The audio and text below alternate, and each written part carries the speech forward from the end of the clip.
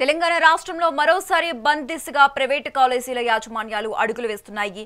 Fee reimbursement బకాయిలను ప్రభుత్వం విడుదల చేయని నేపథ్యంలో 2025 దసరా పండుగ తర్వాత విద్యా సంస్థలు తెరవొద్దని కాలేజీ యాజమాన్యాలు నిర్ణయం తీసుకున్నాయి. ఇటీవల రీయింబర్స్మెంట్ బకాయిలను విడుదల చేయాలని డిమాండ్ చేస్తూ సెప్టెంబర్ 15 నుంచి నిరవధిక బంద్కు కాలేజీల యాజమాన్యాలు పిలుపునిచ్చాయి. బంద్ విద్యార్థుల చదువుపై ప్రభావం చూపుతుందని ప్రభుత్వం కాలేజీల యాజమాన్యాలతో చర్చలు జరిపింది.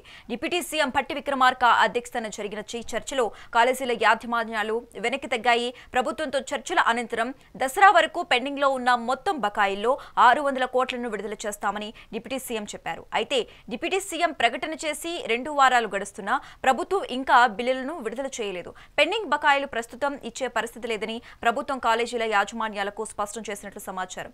దాంతో భవిష్యత్ కార్యాచరణకు ప్రైవేటు ఇంజనీరింగ్, వృత్తి విద్యా కాలేజీలు సిద్ధమవుతున్నాయి. ఇందులో భాగంగా federation of association of Telangana hire educations ఆధ్వర్యంలో ఉదయం 11 గంటలకు అత్యవసర మీటింగ్ జరిగింది. అయితే కాలేజీలు బంద్ చేయాలని మెజారిటీ సభ్యులు అభిప్రాయం వ్యక్తం చేశారట. దసరా తర్వాత విద్యా సంస్థలు తెరవొద్దనే ఆలోచనలో యాజమాన్యాలు ఉన్నాయని తెలుస్తోంది. యాజమాన్య సంఘాలు మరి కాసేపట్లో తమ నిర్ణయాన్ని అధికారికంగా ప్రకటించనున్నట్లు తెలుస్తోంది. సంబంధించిన యజమానులు కానీ రాష్ట్ర ప్రభుత్వం కానీ ఒక ఆలోచన చేసింది.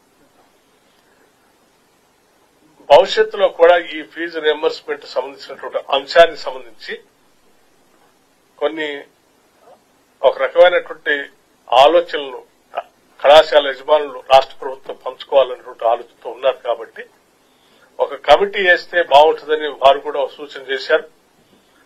దానిపైన లోతుగా అధ్యయనం చేసి రేషనలైజేషన్ చేయడానికి కావాల్సినటువంటి సలహాలు, సూచనలు వాళ్ళు కూడా చెప్తా ఉన్నారు. ఆ రేషనలైజేషన్ కోసం కమిటీని వెంటనే వేయాలని చెప్పి కూడా రాష్ట్ర ప్రభుత్వం ఇప్పటికే రాష్ట్ర ప్రభుత్వ ప్రధాన కార్యదర్శి గారికి ఆదేశాలు ఇవ్వడం జరిగింది. వారు కూడా వెంటనే దానికి 2-3 రోజుల్లో సంబంధిత అధికారులతో ఒక కమిటీని రాష్ట్ర ప్రభుత్వం నుంచి ఉన్నతాధికారులు, అట్లాగే కళాశాల యజమానుల నుంచి కూడా కొంతమంది ప్రతినిధులు అందులో పెట్టి ఒక కమిటీని ప్రకటన చేస్తారు.